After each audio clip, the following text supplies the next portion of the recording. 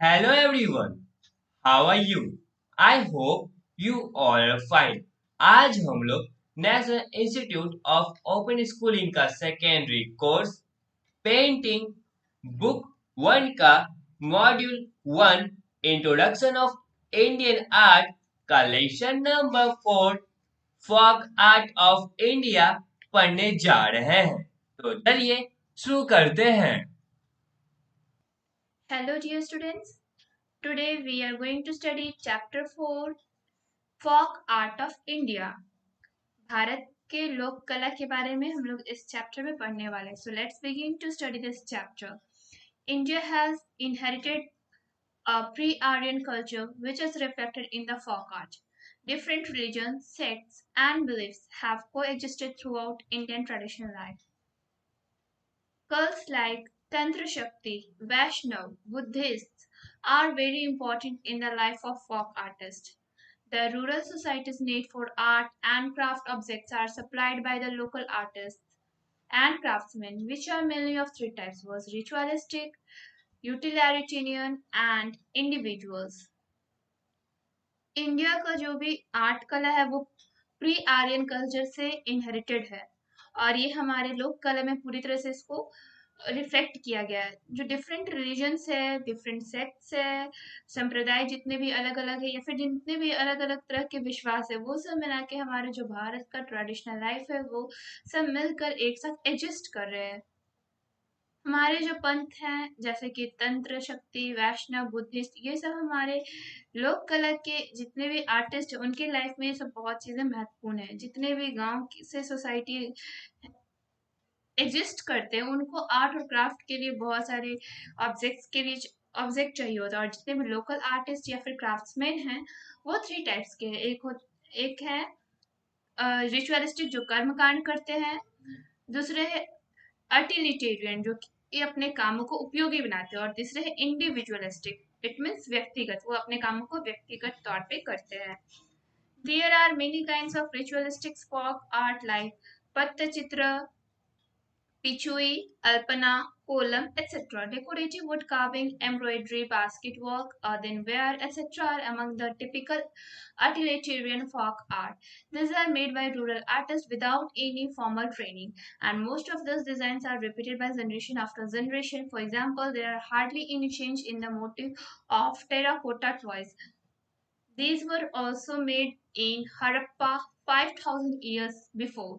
Some folk artists attempt to experiment with new forms from time to time and create an individualistic type of folk art. These artists develop a new style within the old format. These innovations are to be found in the motif of Madhubani painting, Kantha design, and Kalighat Pattachitra.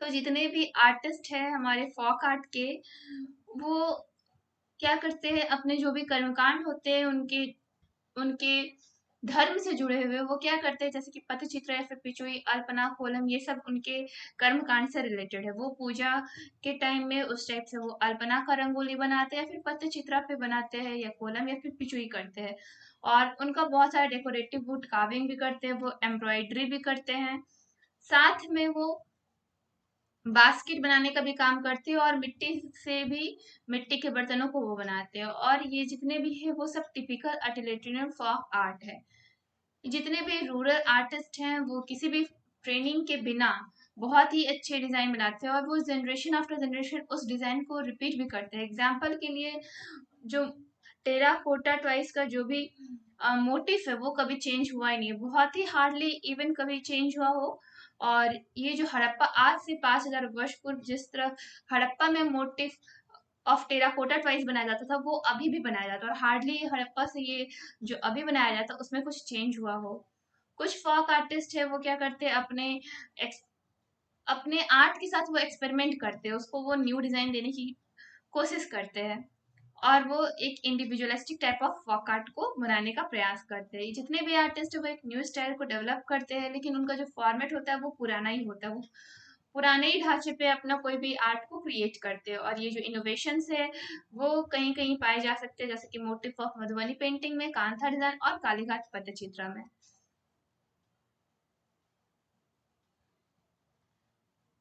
Before proceeding, let's see the figure of kolam. It is the picture of kolam, another form of rangoli. Next topic is kolam. Title: Floor painting with colors. Style: kolam. Artist: unknown housewife. Who's the artist of kolam? Unknown housewife. Medium: rice paste and pigments. Period: 1992. Site: a locality near Thanjavur in Tamil Nadu. General description about kolam. Floor decoration is one of the most popular forms of art in any culture all over the world. This is also to be found in every part of India in different medium like Alpana, Rangoli, Kolam, Sanjay, etc. Kolam is the most important part in the cultural and religious festivals of South India. During Pongal and other festivals, this decorative artwork is done on the floor in front of the house and on the space before the altar of the deity.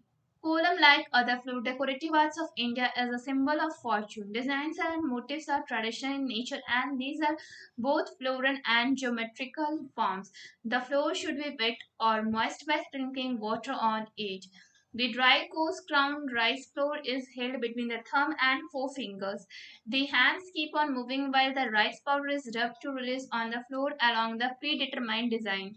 It is very important to continue the drawings as long as possible without any pause. This fluency of line is achieved by the artist only from experience. Young girls learn this from their mother and grandmother. तो जमीन पे का जो सजावट है वो पूरे विश्व में इसका जो आर्ट और कल्चर है बहुत ही ज़्यादा प्रसिद्ध है।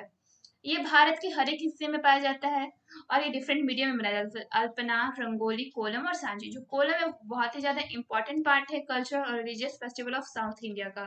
पोंगल के दौरान या फिर दूसरे पर्व में इस डेकोरेटिव आर्टवर्क को जमीन पे किया जाता है।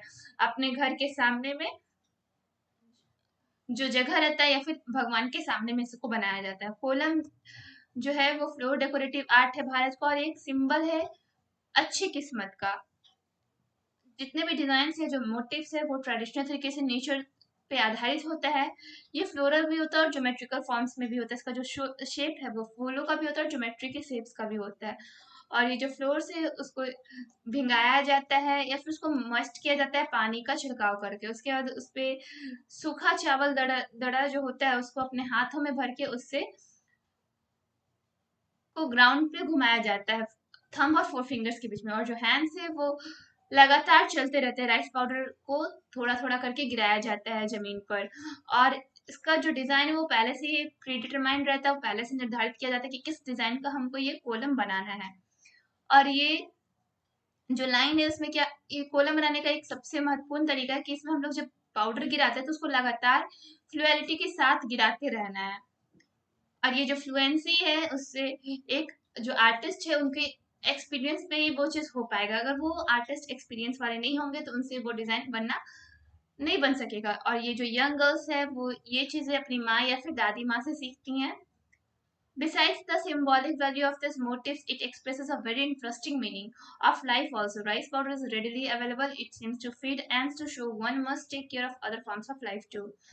और इस जो मोटिव्स या फिर जो कोलम है उसका एक जो सिंबॉलिक वैल्यू के अलावा भी एक इंटरेस्टिंग मीनिंग है कि जो राइस पाउडर है वो अवेलेबल होता है खाने के लिए और ये चींटियां खाती है। तो ये हम लोग को क्या दिखाता है कि एक जीव दूसरे जीवों के प्रति प्रेम का भावना रखे और दूसरों का ध्यान रखे।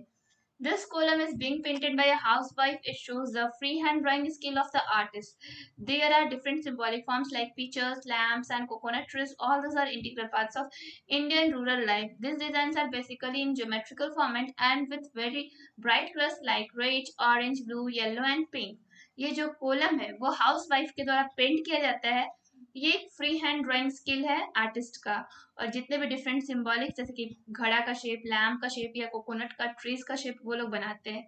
ये जितने भी इंटीग्रल पार्ट्स हैं वो भारतीय गांव के जीवन का चिन्ह है। और ये जो डिजाइन है वो बेसिकली ज्योमेट्रिकल फॉर्मेट में होते हैं या फिर फ्लोरल फॉर्मेट के होते हैं। और इसमें बहुत सारे ब्राइट कलर्स को यूज किया जाता है जैसे कि red, orange, blue, yellow and pink. And now here is your in-text question 4.1. Try to solve all these questions.